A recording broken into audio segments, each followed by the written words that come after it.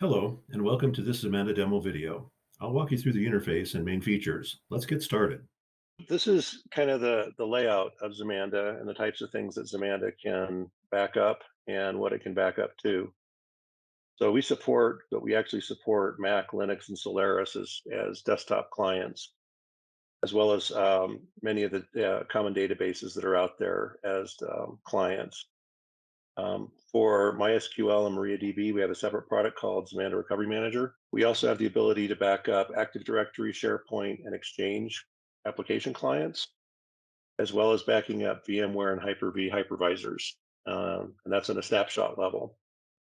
For those systems where we don't have a client available, something like an older Solaris system, AIX, some of the more less common now, Unixes or Unices. We can use CIF shares and NFS shares, and we also support NDMP for the large filers like the Isilons and things like that. So the Amanda Enterprise resides on a Linux server, and it can back up any one of those sources that we just talked about. And we have on the Linux server the ability to do data compression, data encryption, disaster recovery, and we have an AI-powered scheduler. We also have data deduplication, which doesn't show in this particular one. And then as targets, we support all of the major cloud targets: Wasabi, OpenStack, AWS, S3. We also support backup to disk, which is quite common anymore, and we still support backup to tape libraries as well. And I get a lot of groans when I say that sometimes, but we do have a fair number of customers that still require tape backup for offsite storage capabilities. This is the product itself. On the left-hand side here, you'll see overview, monitor, settings, sources, storage, scheduler, the backup sets. We have a thing called vaulting, which is a backup of a backup. And then the ability to restore. We have some reports, custom reportings, and audit we won't really touch on because it's not all that useful for what we're trying to do. But the overview page here lets you know what's happened on your backups. You can see at a glance whether the backups were successful, if they failed, or if they were aborted. In this case, we had an aborted one and a few successes. Also on this page, it tells you what we've done recently. In this particular product, we have this idea of clustering. So we can actually control multiple servers from a single UI. And for the enterprise arena, it's proved to be very helpful. You can have as many Zmanda servers running as needed in order to hit your backup targets and backup windows, and you can control them all from a single UI. That's one of the things that we added with this 4.1 version that we're looking at right now, which was unavailable in the previous version. Monitor if anything is going on. You can see what's happening right here. I just completed a backup here not too long ago. When you do a backup, it'll come in here and say, it'll tell you that it's going on. In fact, we can kind of kick one off here quickly on a backup set. So the WinFS was the one that I just did. We can look at it. So we can see these two things here. I'll go through this in detail in just a minute, but I'm going to go ahead and kick off this backup now so that it runs while we're talking about it. And we can see on the monitor page what it looks like. Now on the monitor page, it'll show you that it's in progress. We just kicked off this backup. And as it proceeds through the backup, it'll go ahead and give us a status as to whether it completes with a green check mark, or if it does not complete successfully. Of course, we'll get a little orange triangle here, indicates it's not, something is wrong. And you can also click on these and it'll tell you what's happening. Kind of going down, some of the first things to look at are settings. We have the licenses page here, which gives you a complete overview of all the licenses that you've paid for, when they expire, how many you've used, and how many are remaining. We talked a little bit earlier about the clustering. We can add a server here. Adding a server is as simple as adding the server name, the server region, the IP address, and the port that it's going to talk to. And that's all that's required to add another server to the whole system here. We have this idea of users. We can add users to. For the enterprise level, we can have different types of users. We have people that can just monitor, they can just do restores, and then the admin, of course, has complete access to everything. You can add multiple people to it. We also have custom roles. You can set up policies if that's not granular enough. Those 4 classifications, you can go ahead and add additional people in there as necessary. That's kind of the basics of how the software is set up, and then how we're going to accomplish things is we're going to set up sources. So in this case, we take a look at whether or not these sources are going to get added to backup sets a little bit later. But we set up all of our sources and we set up all of our storage, and then we use the backup sets to tie them all together. So we've got the ability in here to add sources. We're going to check a host here. So here you just go ahead and add a Windows. We have the Windows, what we call NTFS, REFS, which is the standard one to back up the C drive or D drive or whatever you have in the system. We have something called the system state, and the system state goes ahead and backs up the registry so that if you ever need to do a full recovery of a desktop, laptop, or a server, it can actually bring it back to a point in time that it was at the point of backup. You don't have to reinstall the operating. You don't have to reinstall the programs. You don't have to reinstall your settings. It'll bring everything back on its own. And the last Windows one that we offer is a Windows template. If you have a company where all of the users' data is kept in C users data, and you want to make sure that all of that gets backed up at whatever frequency you want, you can use the template to make sure that that's done and passed across a large group of computers. So we offer those three things. And of course, if you wanted to back up anything else, you can do that from here as well. And adding a system is really just the same as we saw for the hosts. We add a host name or an IP address, the path that we want to back up. You can choose data deduplication here if you wish. Data deduplication will disable the compression and the encryption because it provides both of those services on its own. You can also have the ability to exclude paths in here if there are certain items you don't want backed up. Here's where you would do that. We have some additional higher level things that you can pretty much leave as default on everything. And then you'll add it to a backup set. And once you've done that, that's all there is to adding a source. So after the storages are configured here, and we've got all the different ones that are there, we can go ahead and configure the storage. And the storage is added the same way as we added everything else. You can add cloud. It'll ask you a few questions. You fill out the boxes, and then your storage is ready to use. Add storage on simple disk. Again, it'll ask you what the server is, what type it is, and where it is, and then it'll start using it.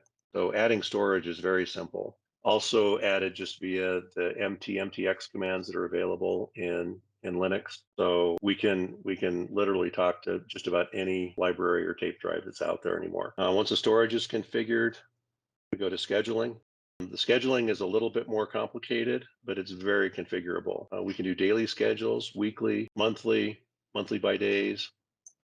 By weeks, you can specify which days of the week you'd like to back things up. And we have this idea of full, incremental, and auto or no backup. So you can halt backups on certain days if you want. You can do full every day if you want. Few people do that. Most people will do fulls once a week and do incrementals during the weekdays. But again, that gets down to the customer. If it's a legal entity and they want everything backed up every day, all the time, maybe they'll choose to endure that expense because that's what they want. For most people, a weekly full backup is sufficient. We also have this thing called auto, which is using something called a backup cycle, which you just set the backup cycle and say, every 14 days, I want a full backup and I want Zmanda to go and schedule it and figure it out for me. Zmanda in the background will go and figure out how to flatten the backup windows on a daily basis so that all of your files get backed up in accordance with the backup cycle. And you don't have to worry about going in and setting it individually for each one of your backup sets. So it's quite powerful.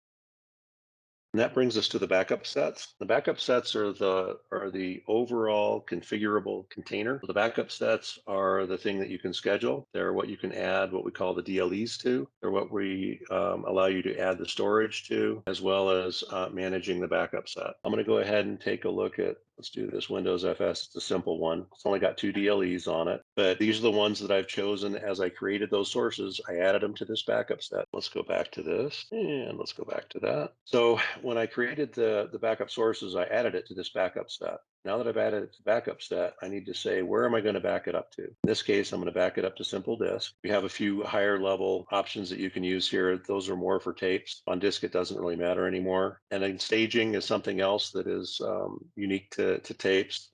We still offer this. If you're backing up to disk, we generally will disable this particular functionality because it doesn't really make a lot of sense to back it up to a disk and then back it up to another disk. But if backing up to tape, this actually can be helpful in maximizing your tape usage. Backup How gives some even yet higher level options for your backups. You can determine your media utilization, backing up small files first or large files.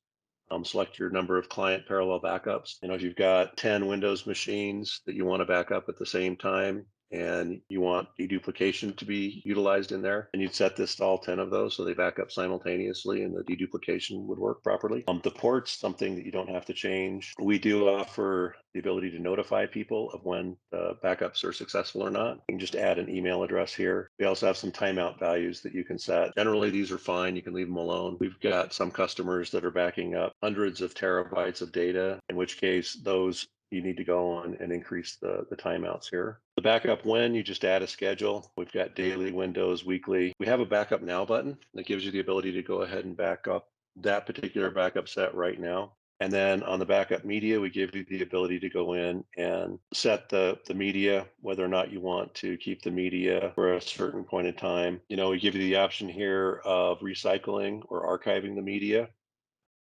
So in this case here, if I've got a particular backup that I don't want to ever get overwritten, I'll go ahead and archive it. And that'll tell Zmanda, don't ever touch this, just keep it forever. Or if I don't need that backup anymore, I'll go ahead and hit the recycle button and it'll eliminate that backup. Now I talked about the backup cycle earlier. 7 days is the default. So if you selected auto in the scheduler, the 7-day backup would make sure, or 7-day backup cycle would make sure that a full backup happens once every 7 days. And again, it would smooth out that backup so that it shrinks the backup window for you. And the other thing we have here is the retention policy. Our default is 10 years. You can set the retention policy to however short or however long you'd like. We have customers that will only save data for 30 days. Anything older than 30 days isn't useful for them. And then we've got other customers like medical and legal that want to keep stuff for as long as they can. And they'll go ahead and leave this at the default. It also tells you how much data is being used by this particular backup set, whether or not the media is expired. And since our retention cycle is 10 years, none of our media is expired here. If we set our retention cycle at 30 days, it would go ahead and cause some of these to be actually beyond the expiration period. So vaulting is basically a backup of a backup. So you can take all of your backup sets that you've created, and you can send them off to tape or to S3 or to some other disk, some offsite disk.